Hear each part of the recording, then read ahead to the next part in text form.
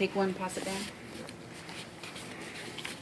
Is everybody here, for the most part, pretty clear on what success looks like for you? Thank you. When you think of success, your personal success, not what everyone else frames as what success should be. But we are successful thinkers here, right? Yes. So you guys know what your success looks like?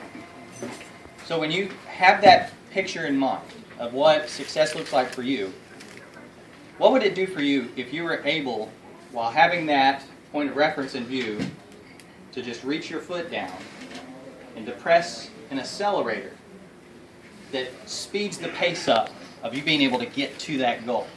Because it seems like there's just a timeline and we're just subject to that timeline and things just have to happen.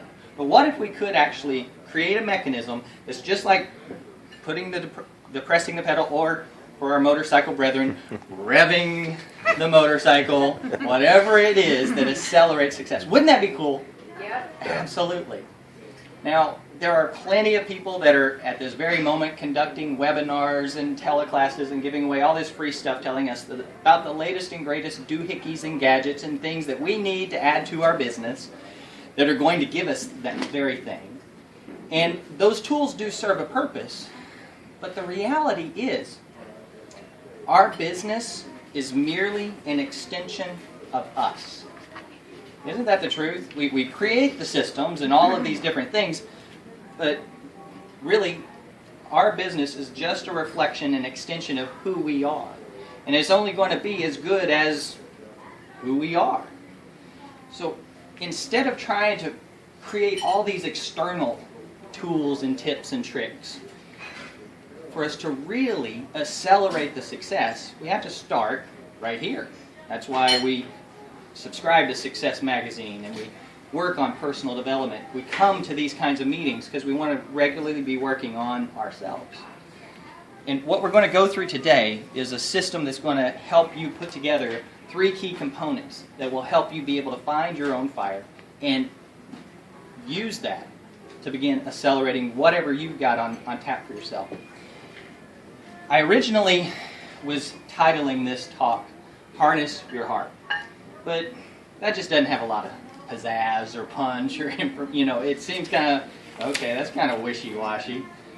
But there was a reason I wanted to call it that, because everything we do, from our behavior to the actions we take, all comes back to one key thing that we all have, and that is our emotions. Our emotions are that primary component that makes us act the way we act, make the decisions that we do in every single day. And when you think about us as entrepreneurs, do we have any different feelings than the people all around us that are doing what they're doing? We have the exact same library of feelings and experiences.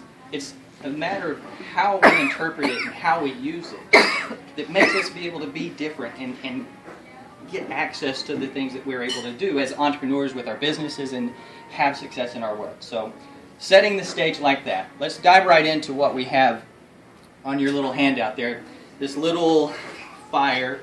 When you think of being able to even, let's just use that as a metaphor really quick. You want to go start a fire out in when you go camping.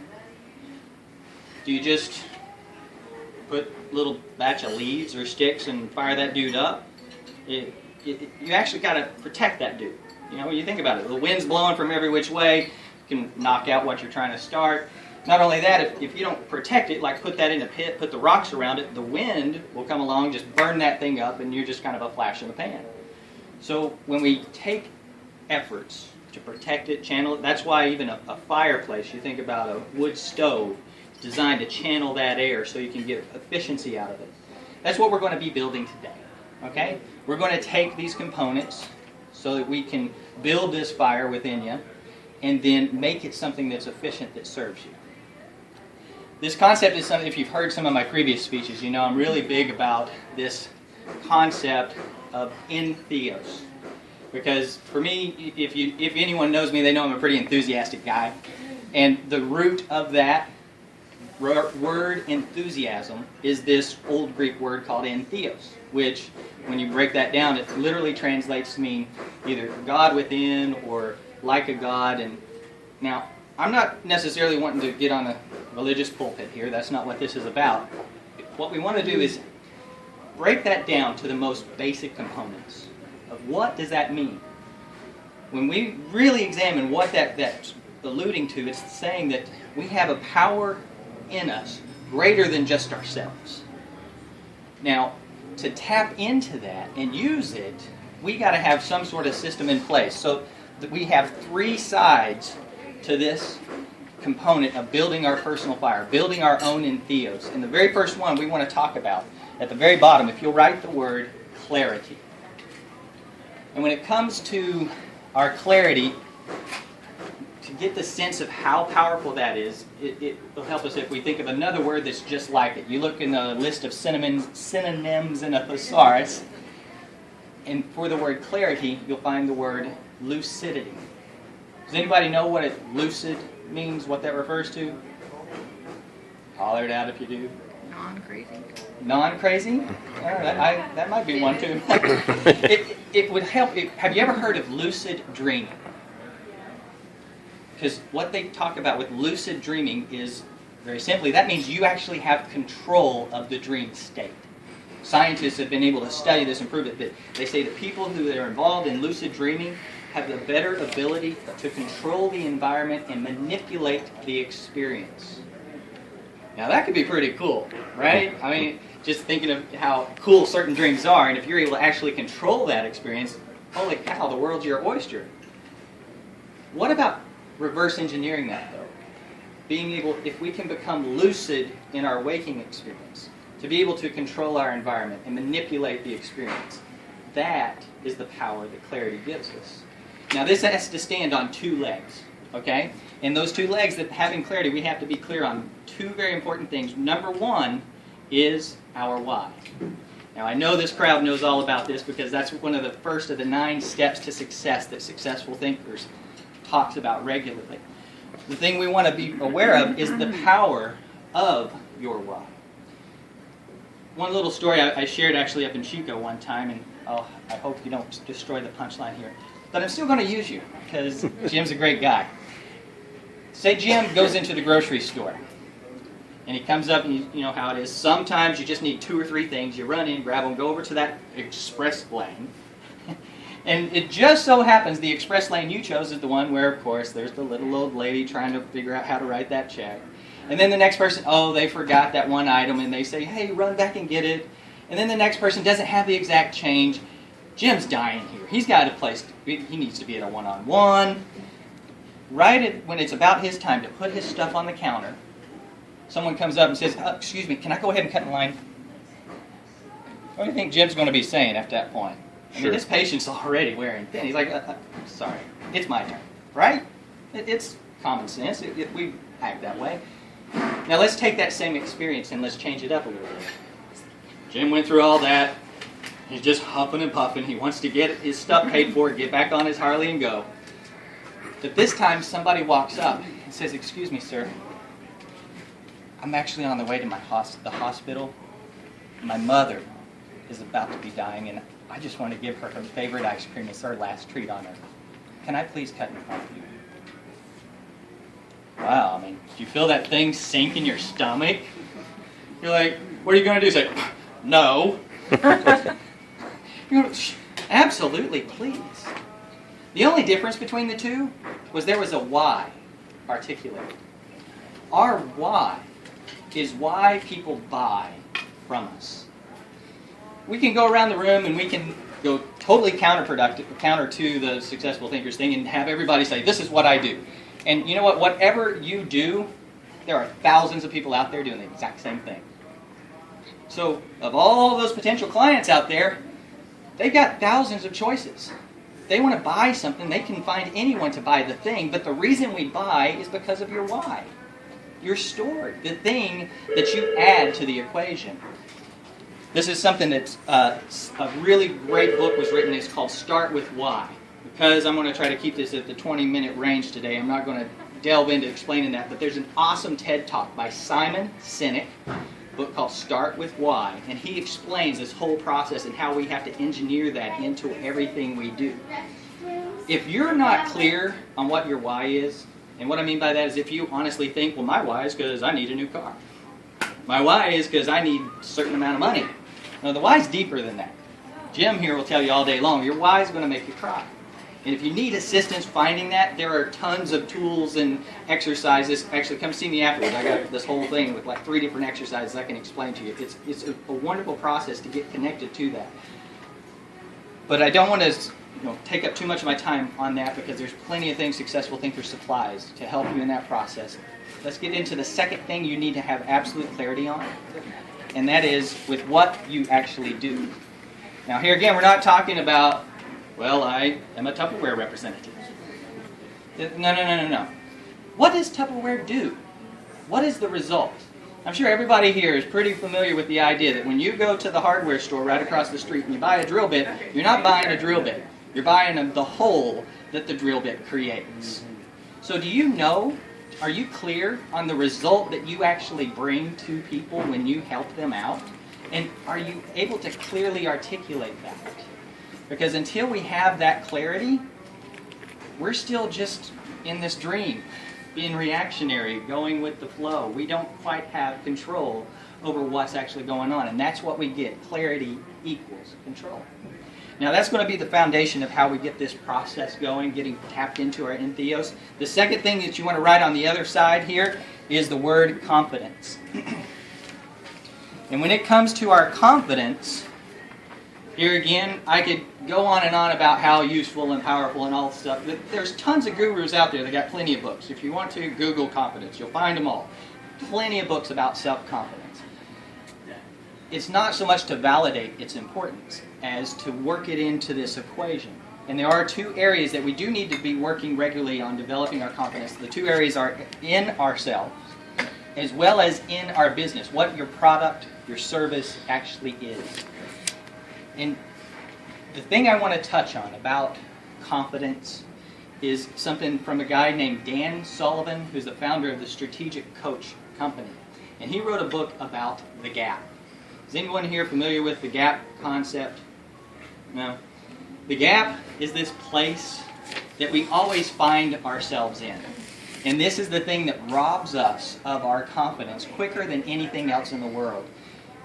To give you a demonstration, can someone please tell me, what is the definition of a horizon? Something you see off in the distance. Yeah, it's just something you see out over here. Can you actually go to the horizon? No, not physically. Because it keeps going. Yeah. It keeps going, it's moving. Right. The horizon is merely a point of reference.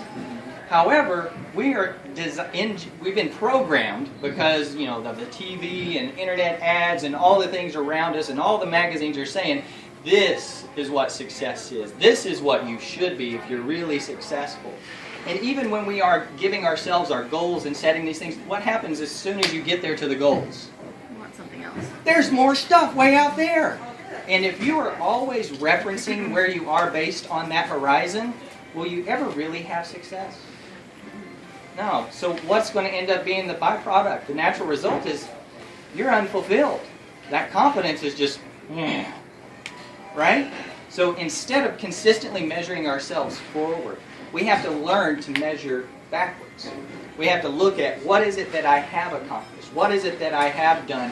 If it is down to the day or the week or the month, the quarter, whatever we have to do, we have to look at the things we're getting done, because if we're doing it the other way, we are killing our confidence. And here's where the real power of this component comes in, and it's why I try to tie in the issue of with the heart and our emotions, is because our heart, they can now scientifically prove, has a measurable field. There's an actual electromagnetic field around every single one of us, and they can scientifically prove, this comes from the Institute of Heart Math Research here in California, that the heart is about 100,000 times stronger electrically than our brain. And it's 5,000 times stronger magnetically than your mind. We keep thinking, I need to work on my thinking, I need to work on my mind, but our heart has a measurable thing out here. And here's the point.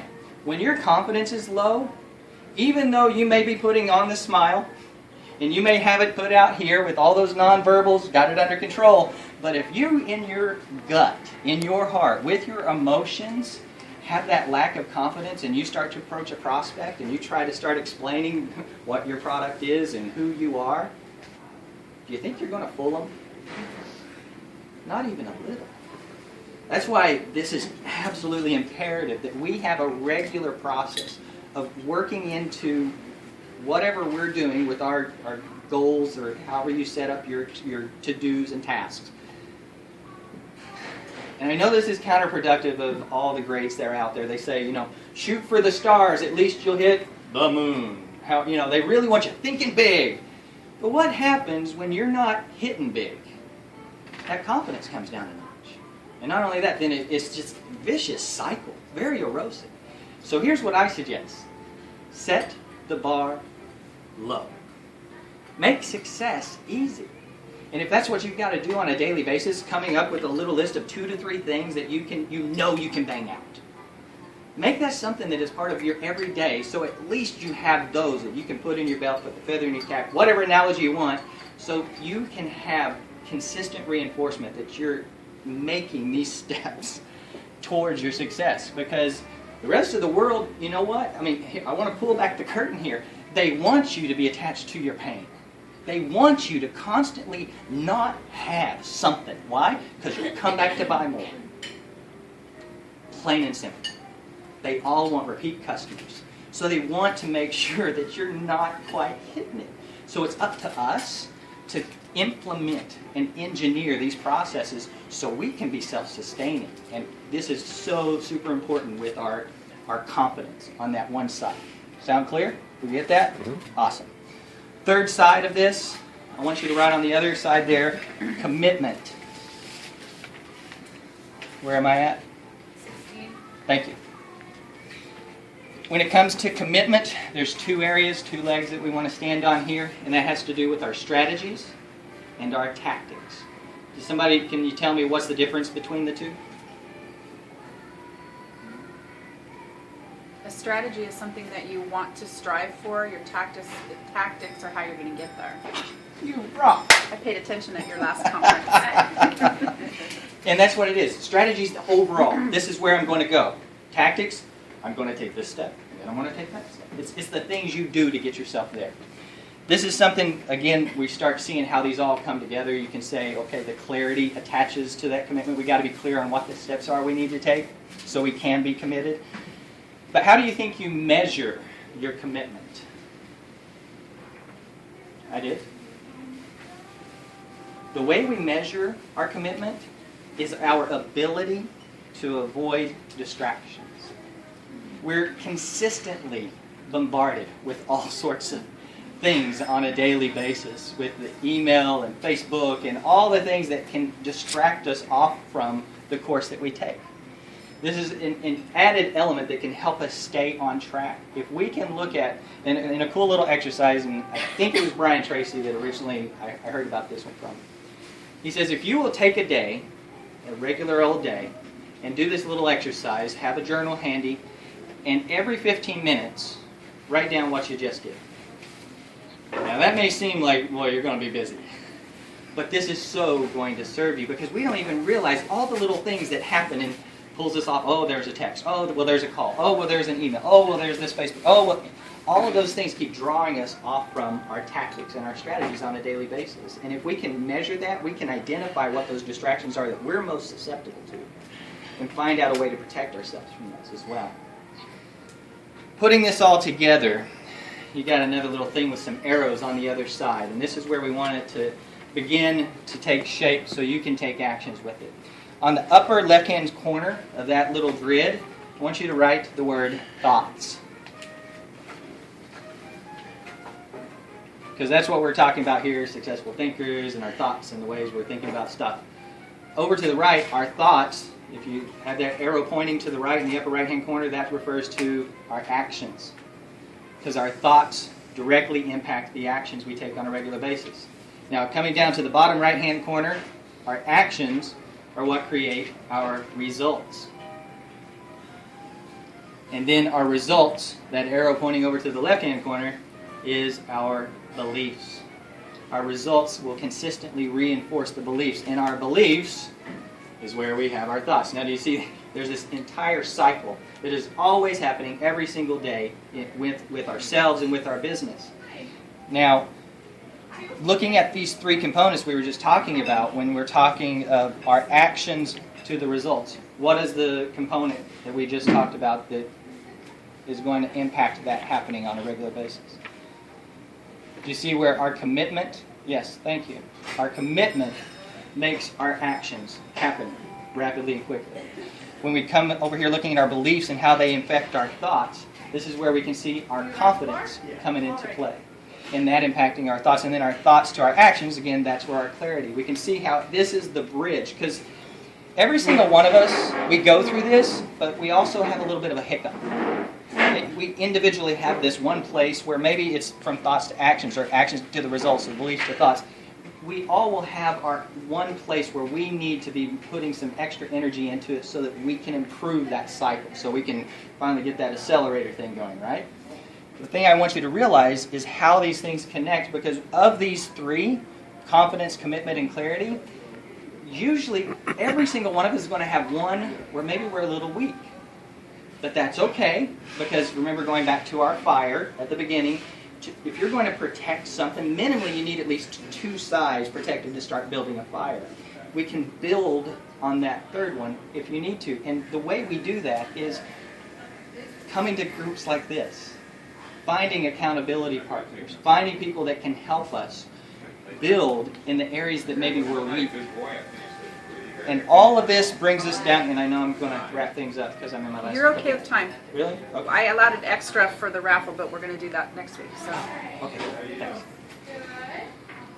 The equation here at the bottom is where we're going to wrap all of this stuff together. And this is P representing your passion, plus A, talking about the actions you take, equals, and that's the infinity sign there, infinite wealth. The idea is when we are dialing in our clarity, keeping our confidence top, regularly committed to the actions we're taking and going through this cycle, we're going to have this passion thing coming about. Because, you know, when you are with something you like, something you enjoy, something that gets you fired up, you're naturally enthusiastic. And what do they say about enthusiasm? It's just contagious. It's something that takes off like wildfire, because people, they're like, wow, well, he's so excited. I want to be excited. Well, I got to figure this out. And you've dialed in that passion. But the important component we have to add to that is this positive action. And where that's relevant is when we're going out to do business, we have to be really clear as well on what is the value we add to the world around us. Because a lot of the schools of thought will teach us that it is this divide and conquer, it's war. We got to go out and win the war and win business and be the best. And that means people have to be defeated. That means we have to take from others if we really want to succeed. But that's an old way of thinking. And when you think of it from this perspective of what can I add to others, what positive value can I bring to the market, you have this recipe for whatever wealth may be for you to be have an infinite source of what that wealth is. So as a closing little illustration, and a story I like to share with folks because it just totally drives this concept home, is about, for some of you, when you think of your success, it may be sandy beaches and palm trees and blue water and you were looking into my success. Drinks with umbrellas in it. And we can go to that place, thinking of a little coastal village, and little boat comes motoring up into the harbor, and an American walking along, admiring the boats and the views, and he sees this gentleman coming up to the dock, and he has some beautiful fish in his boat. So he asks him, he says, "How long did it take you to catch those?" He says, "Not very long, sir." He's like, well, why didn't you stay out there and catch more? And he looks at him and he says, well, sir, this is all I need to provide for my family. Well then, what do you do with the rest of your day?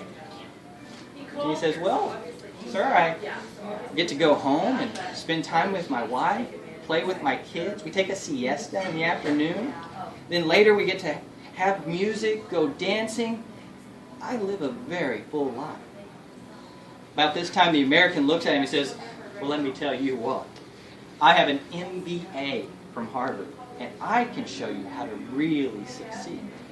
You see, if you'll stay out just a little bit longer each and every day, you'll be able to catch more fish, double your production. And with the additional revenue that you generate, you'll actually be able to buy another boat, bring on people to work as a staff, and before you know it, you'll go tenfold in growth. The fisherman looks up at him and says, and then what? So, oh, this is where it starts getting exciting. This is when you're going to be able to take the additional revenues you generate. You can start investing in your own canning operation, bypassing the middleman. You can even have storage facilities. You're going to be able to set up a network that goes beyond just around here. We're talking about the entire northern continent. And then what, sir? Now we're talking about real success. Once you have distribution down, we're going to be able to take this thing public. It's going to become its own corporate entity. You will be at the top of the heap. Real success. But then what, sir? Well, this is where it gets magical. Because now, you're finally going to be able to spend time with your family. You can play with the kids, have a siesta midday. You get to go and play music, dance the night away. You'll finally have success. The moral of the story is success already staring you in the face? Are you clear about what is the minimum you need in your life to have a successful life? Because it seems very simple, confidence, clarity, commitment, but are we really cultivating it? Are we looking at how we're proactively engineering this into our daily processes so that we can reap the rewards, harness those emotions rather than being like everyone else who just is a victim of emotion that throws them all around and they're just a basket case, but harnessing that process so that we are investing in our business and that business can be a reflection of who we are and have real success. If we do that, what we talked about earlier, you have found the way to find an accelerator to get you from here to there. And I hope that serves you. Thank you. Thank you. Good job, Phil.